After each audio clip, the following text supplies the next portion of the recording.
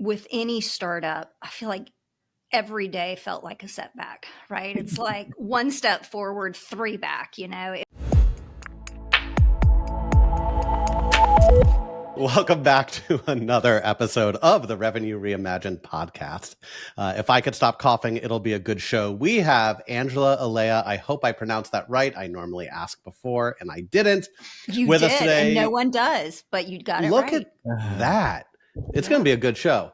Angela is the president and CRO at LASSO, which, if you don't know, is the platform where event and entertainment companies work.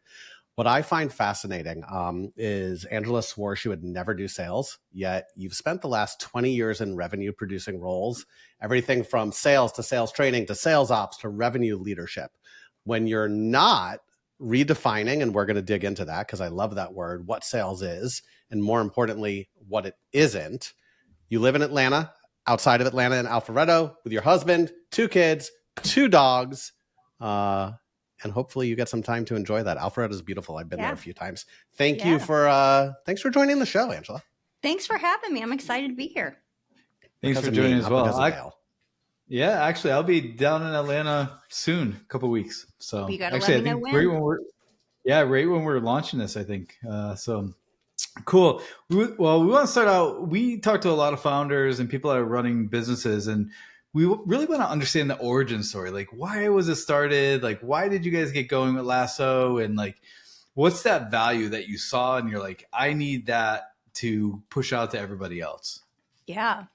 So I found my way to LASSO through LASSO's founder, because he used to be a client of mine in a previous life, and he owned and ran a mid-sized production company. So they design and produce live events. So if you've ever been to Dreamforce, those sorts of things, that's the kind of work they would do. And I will never forget him telling me things like, hey, did you know the Super Bowl, the Oscars, the Grammys, it's all produced on a spreadsheet. And I'm like, there's no way when I go to a concert or to a Falcons game that all that's done on a spreadsheet. He's like, oh, yeah, it is. Our industry is so underserved. I'm like, that's got to be just your company that operates that way, not the whole industry. He's like, nope, it's the whole industry. And I want to start a company and I want you to come help me run it. And so my background was in workforce management. His was in event production. So we kind of combined our skill sets. And here we are 10 years later, changing the industry. I'm really excited about it. I love that. What's your favorite event that you guys have been able to help produce?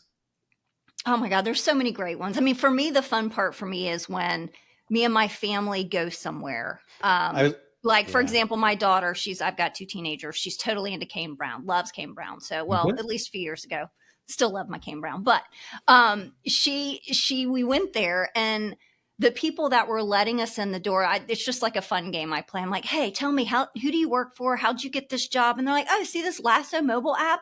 Like the company I work for, they use it. I'm like, very cool. I kind of know that company. So it's a fun game to kind of play. That's awesome. Do you, I'm going to go totally off topic, but because you guys power all these events, like, do you get tickets? Do you get access to events, or is that not a fringe benefit? Well, I'm channeling my husband right now. If he were here, he would say, you should totally ask. You should totally ask. I don't ever ask. If I were to ask some of my customers, sure, I'm sure they would, but I don't ask that. One part of our company, though, is the crew marketplace, where if people run out of technical talent to help produce an event, they can hire them through us. So our employees are actually the ones also actually working the events too. So every now and then I get to pop in to kind of check on our team and kind of see some of the events. But no, I'm not attending. We're not scoring awesome free Taylor Swift tickets. Exactly. Taylor is Dale's favorite. That's super cool though. Only when she's getting hidden into the Chiefs games, right? I hear that like they put her in like one of those big production boxes. Yeah, exactly. Sneak her in. Yeah. As someone who goes to a ton of concerts, a ton of Broadway shows, a decent amount of sporting events, you would never think that it's all run, to your point, like on a Google sheet. And it's mind-blowing, everything that has to be put together. Yeah. So let's talk about assumptions a little bit, right? Sure. So in the early stages of startups, there's all these assumptions that we hear from other founders, VCs, do this, don't do that. Go hire 20 sales reps and they're just going to help scale your company. Please don't do that. But lots of assumptions to how to grow and how to scale. What are some of these like industry best practices or assumptions that you guys just chose to say, F it, we're not going to do this. We're going to do it our way? Yeah, I'm going to talk about it from the industry we serve through their lens, right? The industry we entered had zero best practices, right? And literally there's nothing standard in the event entertainment industry. Nomenclatures are off. Every company does it a little bit differently. And so sometimes you have to come in and kind of challenge the norm and have the confidence and courage to do that. So whether you're providing software for an industry or whether you're scaling a revenue team, if you are confident in what you see, then you just need to have the courage to act on that, right? Because I follow all the thought leaders and SaaS leaders. And sometimes in the early days, I would beat myself up. I'm like, well, how are they doing that? And to your point, maybe we need to do that. And then it's like, I don't know though, from my vantage point, I just see it differently, right? And so I quickly understood that a lot of companies are different. There are different circumstances. So much of it has to do with the talent you have on your team. It's just not the head count, right? Sometimes you could have an incredible leader that can do the work of 3, right? Just in their sleep without any effort. And then you have others that might need more tools and resources. So I'm not a big believer that there's only one way to skin the cat. I think you have to kind of trust your instincts and your gut and have the courage to kind of pursue that. Yeah, I used to fall into that. Sorry, Dale, I know I cut you off, but and Dale will tell you, I used to he's like, I'm used to it. But I used to message him with LinkedIn screenshots and shit of people did this or someone's doing that. And I don't give Dale a lot of credit, but I think it took about 3 times of him to tell me you won't get offended if I swear, will you? No, me? No. So he's like, who gives a fuck? He's like, let's focus on what we're building. It doesn't matter what they're building. Ignore the competition and let's do right by our customers and grow and let them do whatever it is they do, whether they get to 1 million or 10 million. All it's going to do is distract us. So I love that mindset. Yeah. It's so true. I mean, a lot of times around here, we talk about our North Star. And look, it's human nature, especially when you have competition or you're trying to understand what the leading SaaS companies are doing out there, to spend so much of your time looking left and right. But if you're so busy looking left and right, you're not focused on what's right ahead of you or your North Star because you're so busy. And then you get in your own head, well, they're doing that. Maybe we should do that, versus just cut out the noise, folk, do what you're hired to do and, go be the best version of that.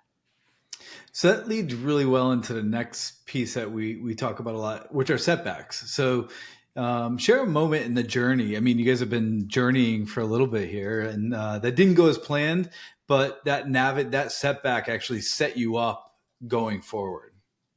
Yeah. Well, I think with any startup, I feel like every day felt like a setback, right? It's like 1 step forward, 3 back, it was just everywhere you turn. It's a wrong assumption, a wrong hire, a wrong something, right? And so, but I think what that does, I think to start your own business, as you two know, right? Like you ventured out and started your own thing and you're having great success, but it builds that resiliency muscle. And it is a muscle. The only way you become resilient is by falling and then getting back up. It just makes you stronger and stronger. It's like when you're working out, right? And you're tearing the muscle and then it builds back up stronger, right? But I think resilience is one of those things. It's just a muscle that you learn and you learn it the hard way. So I think it's not even startups. It's life in general today, right? Yeah. It's just full of setbacks, whether it's personal, professional, whatever it is. I think it's a crazy world we live in. And I think the sooner you can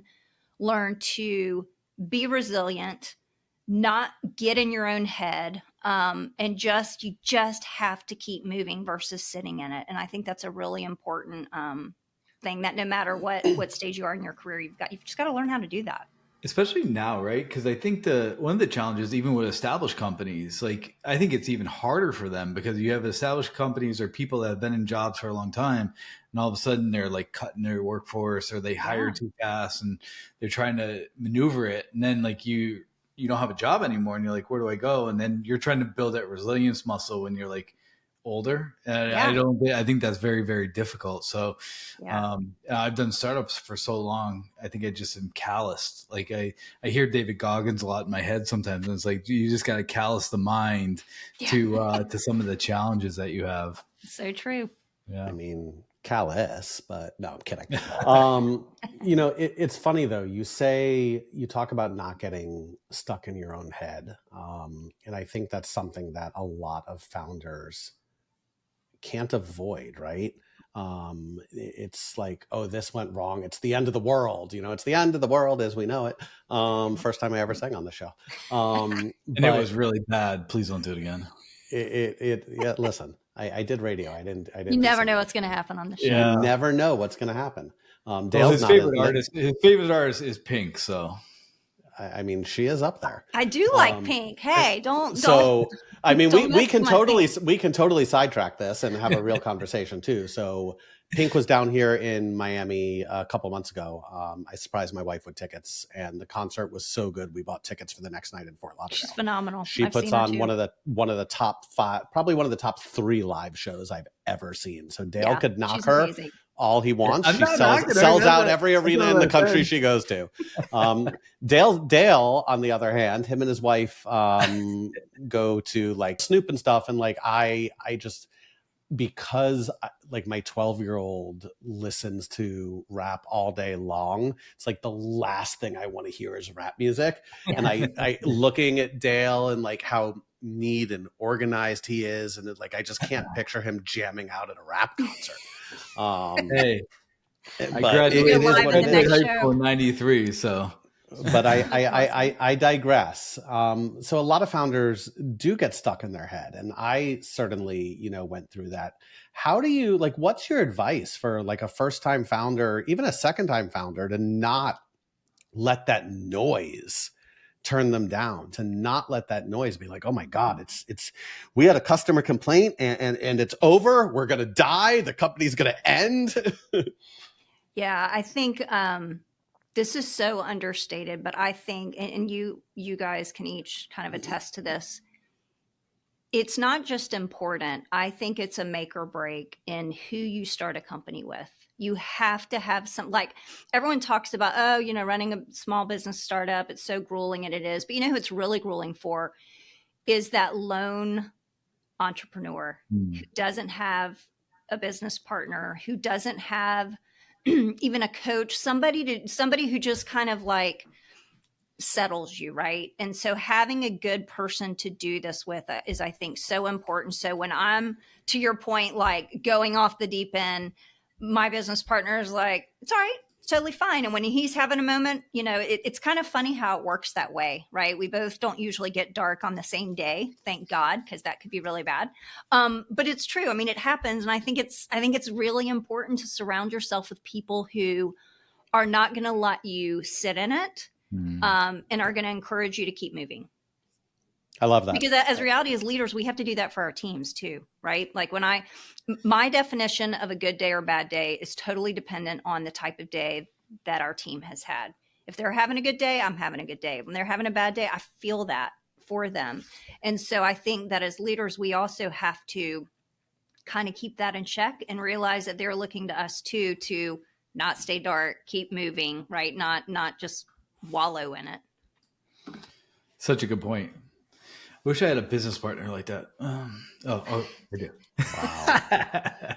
Wow. Actually, it's funny because it is true. Like, I don't think we have dark days like on the same day. Like, it'll be like I'll be down, I'll have something, or he will, and Adam will be like, okay, it's like this is what we're gonna do. So you get that balance out, and we've talked with a lot of other people just as fractional leaders or people that are doing the same stuff, and I think it's very difficult if you're trying to do it on your own. Like there's some trainers out there and people that have done it on their own. They try to bring people into the business, and everyone wants to just work with them, and then it gets really lonely. So it's tough. But even with the wrong partner, everyone just wants to work with me. So how do you balance that? Man, Narcissism does not run in your family. Okay. No, not at all. I'm very humble, Dale. I kid, by the way. I kid. Give what's one critical decision or inflection point that you had in your business as a founder, or you could give to other founders that are starting to run their business, like that critical decision / inflection point that you're like, it like kind of flipped a switch with the business for you guys? People buy from people. That's why companies who invest in meaningful connections win. The best part? Gifting doesn't have to be expensive to drive results, just thoughtful. Sendoso's intelligent gifting platform is designed to boost personalized engagement throughout the entire sales process. Trust me, I led sales for a Sendoso competitor, and I could tell you, no one does gifting better than Sendoso. If you're looking for a proven way to win and retain more customers, visit sendoso.com. Oh gosh, there's so many. I would say there's two that kind of stand out. One is when COVID hit, obviously all businesses were affected for sure. The events industry was the very first to shut down and the very last to come back. It was very petrifying. All of our customers were 100% shut down overnight, which meant no money coming in. And, you know, we were prepared to lose the majority of our business. We didn't know what to expect. But we decided, let's stop selling and let's instead focus on creating brand loyalty. And so we paused payments for the majority of our customers indefinitely. Meanwhile, we still had payroll to make. We still had to do those things. And I think that was a pivotal moment for our company because we figured out very quickly who we were, what kind of company we were, even when it's hard to make those decisions. And at the end of the day, our revenues only ended up dropping like 14%. But that was a really scary thing, but it was the right thing to do, knowing what our customers were going through as well. So there was that one. Then I think, you know, other ones are when you have to make changes within your team. Those are really, really hard to do because different people are suited for different phases of a business, right? It's horses for courses. And so I think that can be a really hard thing to do. But once you make the move and make that decision, it's amazing how the validation that you get. But I think those are scary but pivotal decisions that happen too. Yeah, I don't know if you've ever heard of or used EOS.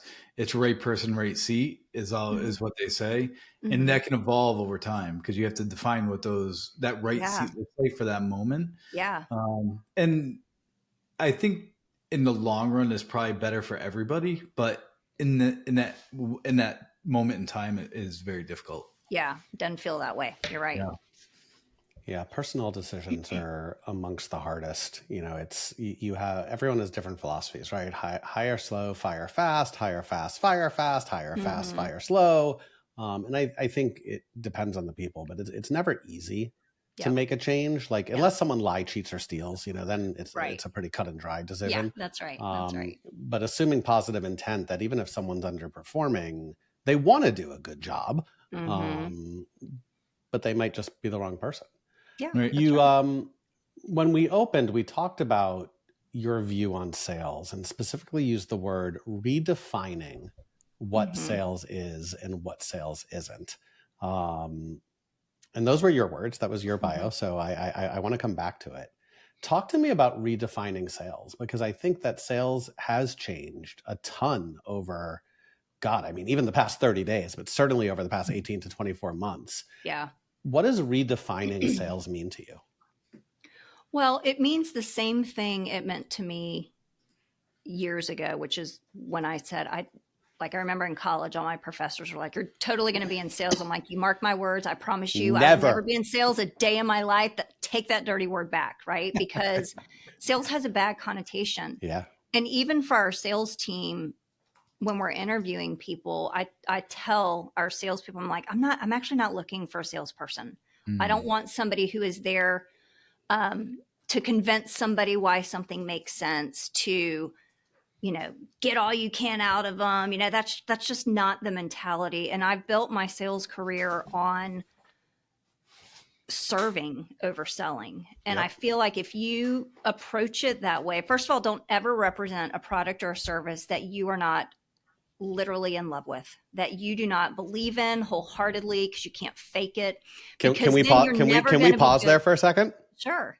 So I agree with you, but there's so many people out there, the gurus who we all know, who will tell you it doesn't matter. Selling is selling, right? It doesn't matter what you sell. You can sell anything. I agree with you from everything from a founder perspective to a seller, arguably to CS and everything in between. If you don't love what you're doing, if you're not passionate about the product, it's going to show. I have a friend who literally works for Office Depot, makes $750,000 a year selling paper clips.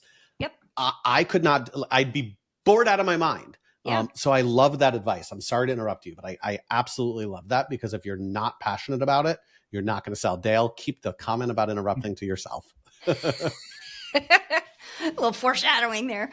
I feel like the job of a quote unquote salesperson is to help that other person process the value of what your product or service can do.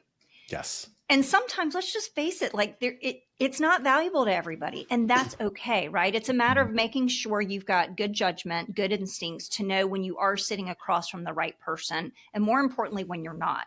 But I do not believe sales is all about talking somebody into doing something and getting as much as you can out of them. Like I always say, I don't want something from my customers. I want something for them.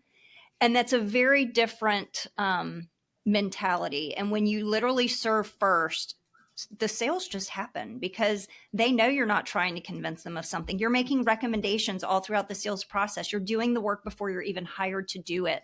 And so I think anytime that you can add value, make recommendations, and put yourself in their shoes and have empathy and really serve them first and your paycheck second, your paycheck is going to pay in dividends. It just does. And it happens naturally without that ookiness of selling. And it's not only from that beginning standpoint, it's like an evolution, because even if you do get to sell your customer, like they're not going to stay with you. Like if you're trying to convince them of something, like going back to when you start defining your ideal customer profile and all these types of things, if you really hit your customer profile with the value proposition, they're going to stay around for a long period of time. Right. I find it super interesting that you talk about sales being icky. Because I kind of felt the same way as well when I first came out. I used to be a coder. I was like, I'm never going into sales. So I had some of the same mentality as you did until I was working with customers and hearing why people didn't like salespeople. Like, I never want to see my salesperson here ever again because all they want is their commission. And I was Commission like, breath. And they lie to me and they tell me what I want to hear versus the truth. And It's the old car salesman, right? We're all used car salesmen. Yeah. Yep.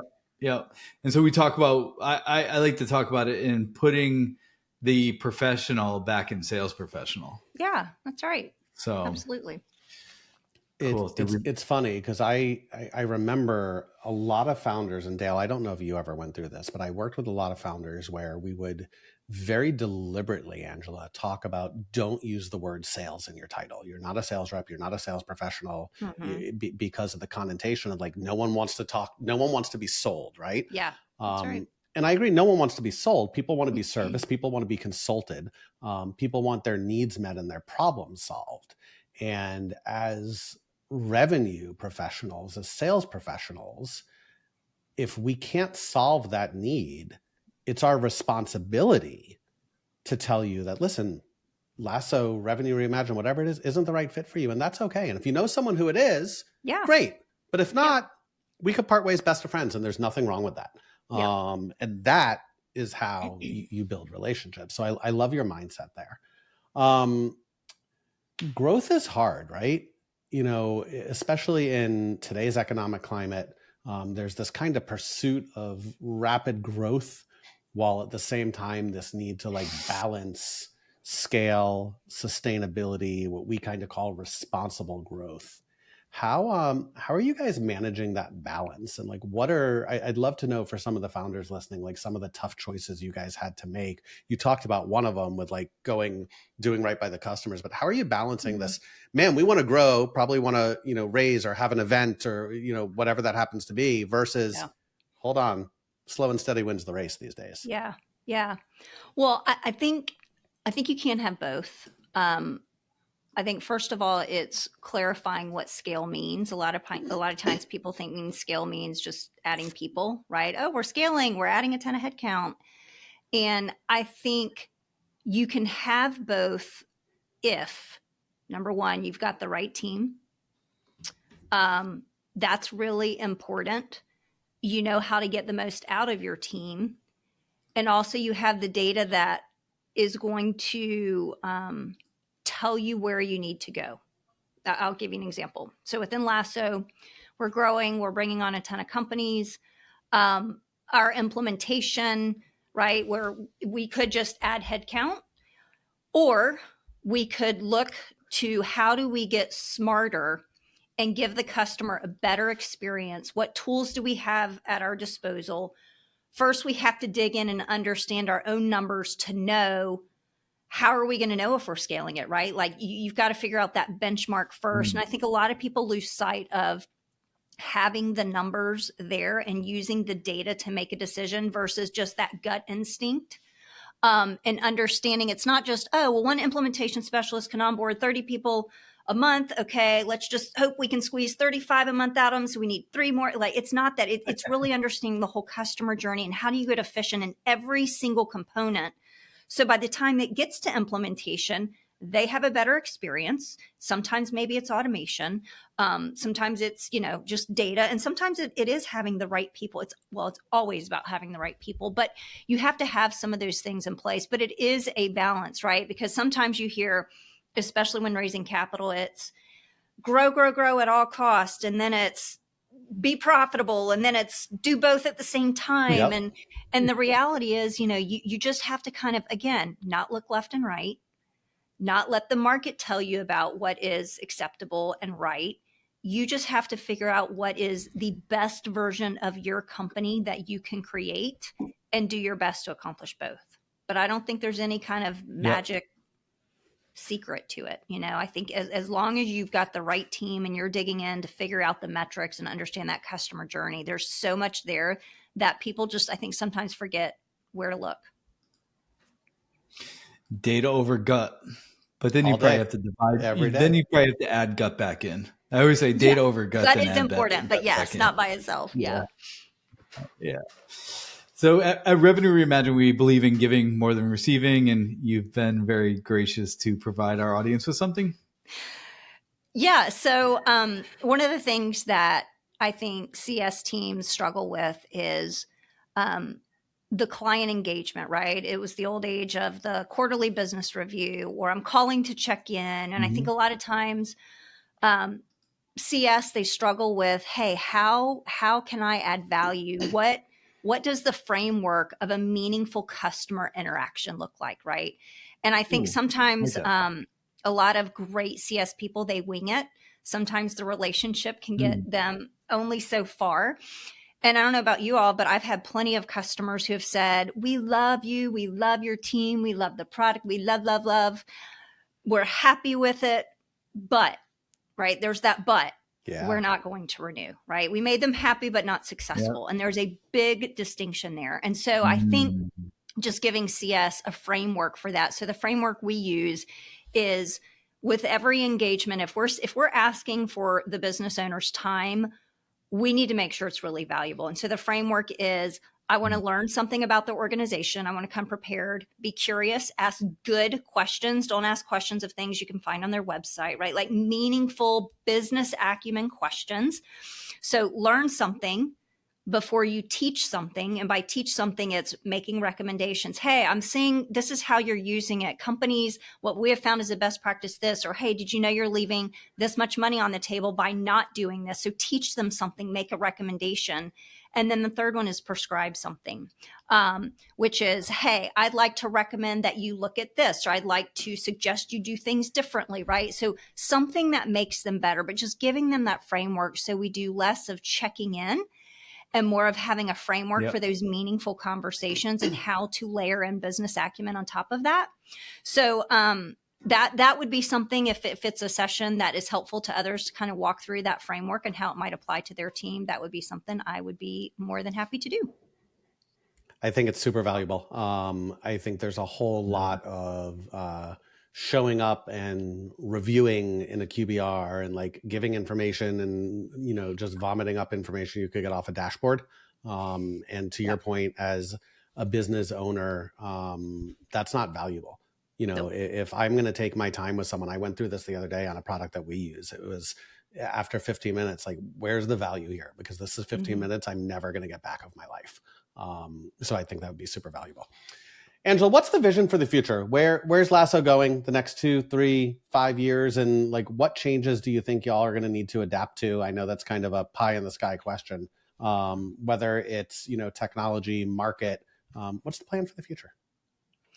Yeah, I think, so we are what's called a vertical SaaS. So we only focus on one industry, which again, all we want to do is just serve this industry and go deep with them. And so that's our plan. That is our long-term, that's our vision, is just to serve this industry like they've never been served before, with great tools and resources. So it conveys all the way down to the consumers of these events so they have a better experience. So that's what our vision is to own the space, and to give them a modern, easy way to do their work. Because event professionals, I could tell you so many like horror stories of all the things that show up and have to happen to produce an event. You know, we're consumers, we show up, we have a great time at the Pink concert, or Snoop, Dale, or Snoop. Pink and Snoop together, Snoop, 2024. That's right. We have a great time, but we have no idea the hundreds, sometimes thousands of people behind the scenes that it takes to make these things happen, and all the logistical nightmares and making sure the right piece of equipment arrived from Phoenix in time and was put together the right way, and every cue happens and every light flashes on time. It's like all of those things are so many different moving parts. So we want to give the industry, you know, a great way to do their jobs and make them look better. Love that. Love that. Ready for some rapid fire questions? Well, I have a feeling ready or not. Here we go. If you weren't in tech, what profession would you be in? Something with dogs. Oh, I love it. Love What kind of dogs do you have, Angela? I have a boxer. Okay. And I have a French bulldog. Oh, love it. Yes. We the mini golden doodle disaster is barking at the Amazon person. Right on time. I know. Right on cue. Yeah. Angela, what's the first app you check when you wake up in the morning? My email. What's one word to describe your startup journey so far?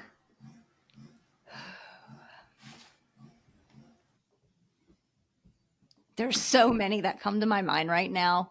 I'm going to go with exhilarating. Ooh, I like that a lot. That's probably one of the better ones we've got.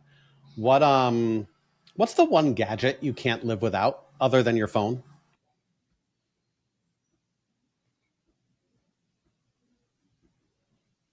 I don't know. That's a really good one. I'm not a big gadget person. I'm kind of old school. I don't know. My phone would definitely be it, but I don't know of any other gadgets I really use. No Fitbits, Apple Watches. Nope. No? None of it. No. I never wear my Apple Watch. My husband, he's tried to get me one twice, and I've just returned it each time. I'm like, I'm just not ready for that. Just not ready. Plus, I think it was the last person to own a BlackBerry. I can't. No, I love my BlackBerry. Come on now. Yeah. Loved my BlackBerry. I'll hold on to something until the very last minute. I'm like, fine, I'll upgrade. It's the learning curve. I don't have time for it. I don't feel like it. If it works, why try to do something different? Exactly. Last one. Dream vacation destination. I would say probably Bora Bora. Okay. Very nice. That's on my wife's list as well. Do you travel a lot, Angela? For work, I do. we try every year at Christmas to give our kids a trip, as like we try to, have a memory every year. So that's what we give them for Christmas. And then this year we decided to put it into their hands. So all 4 of us had to come up with a PowerPoint. I gave the kids a budget so they could learn what it's like, because Mom has been planning these trips for years. So they each got a budget. They could pick anywhere. My poor daughter didn't spend near enough. God love her. I appreciate that about her, but we did not choose her vacation. But we all had to present to the family which vacation we were going to take. So we try to be intentional about having that. Who won the vacation and where'd you go? I won the vacation to the Nice. Bahamas. Very cool. Yes. I love it. Yeah. Angela, thank you so much for joining, for sharing your journey, Lasso's journey. Where can folks find you? Where can folks find and learn more about Lasso? Yeah, I'm on LinkedIn under Angela Alea, and our website is lasso.io. LASSO.io. Angela, thanks for joining. We appreciate it. It was a blast. Thank you, guys.